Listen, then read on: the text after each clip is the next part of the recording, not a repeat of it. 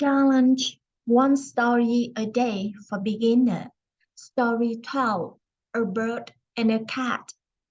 I have a little bluebird. She lives in a cage in my room.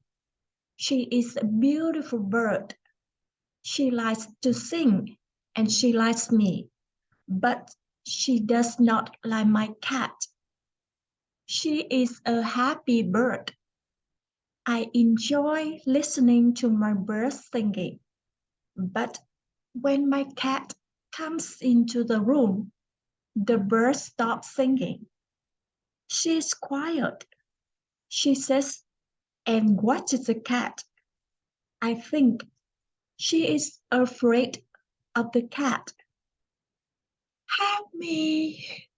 Thank you for watching and see you next time.